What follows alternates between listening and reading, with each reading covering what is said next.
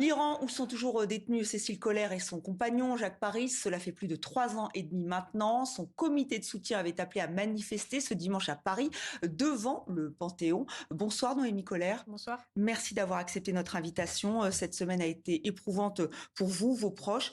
Votre sœur, son compagnon ont été inculpés pour espionnage au profit d'Israël. Ils risquent la peine de mort.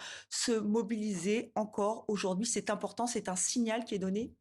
Oui, tout à fait. Pour nous, c'était indispensable de se mobiliser. C'est pour ça qu'on a organisé ce rassemblement en urgence aujourd'hui, bien parce qu'il s'est passé beaucoup de choses la semaine dernière après l'annonce de l'inculpation de Cécile et Jacques, et on n'a pas envie que la pression retombe. On a envie de continuer à se battre et de ne pas retomber dans une situation de statu quo et de les laisser comme ça encore dans l'attente avec ce chantage à la peine de mort qui est exercé sur eux. Oui, pour vous, c'est vraiment un tournant ce qui s'est passé cette semaine. Déjà, il y a eu la visite consulaire, c'est comme ça que vous l'avez appris.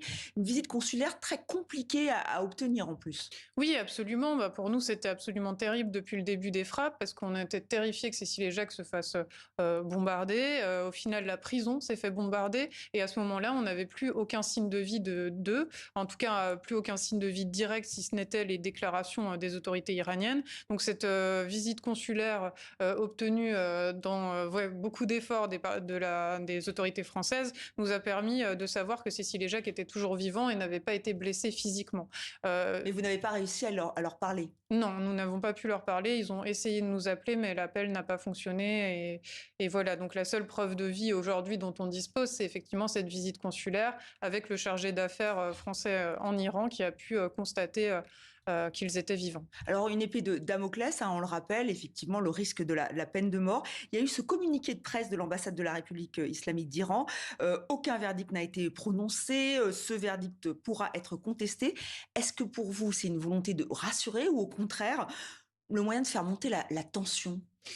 Franchement, je ne sais pas. Je ne sais pas à quoi rime ce communiqué. Nous, ce qu'on sait, c'est que un juge a notifié à Cécile et Jacques que leur chef d'inculpation, c'était espionnage pour le compte d'Israël et corruption sur terre, qui sont deux chefs d'inculpation les pires, enfin les plus graves en fait en République islamique d'Iran. Donc, pour nous, si ce verdict n'a pas été encore prononcé, enfin, ça sort de toute procédure classique en fait. On entend des paroles Être contradictoires. toujours dans l'incertitude, on ne sait pas exactement ce qui se passe. Exactement, pour avoir des paroles contradictoires de la part des autorités iraniennes qui nous disent un jour l'enquête est terminée, le verdict va bientôt tomber, le lendemain l'enquête est toujours en cours, il n'y a pas de chef d'inculpation. Enfin voilà, ce qu'on constate, c'est que Cécile et Jacques sont menacés par ces inculpations qui font planer sur leur tête la peine de mort, ce qui est extrêmement dur alors qu'ils viennent d'échapper de justesse à des bombardements. Oui, c'était l'inquiétude puisque la prison d'Evin où ils étaient retenus a été bombardée pendant cette guerre éclair entre Israël et l'Iran.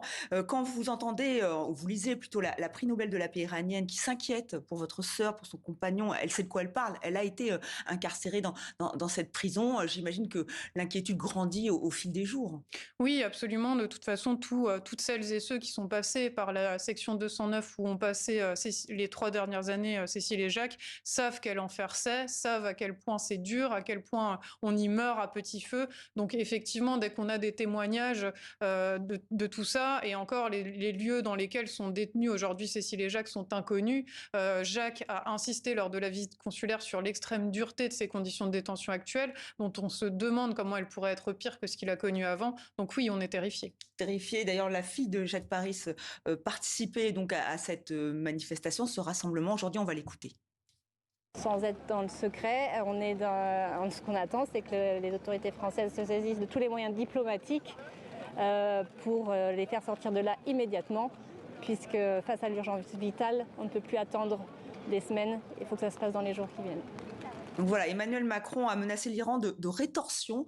Qu'est-ce que vous demandez? On sent que la fille de Jacques Paris est en colère et qu'elle veut que ça aille plus vite, vous aussi?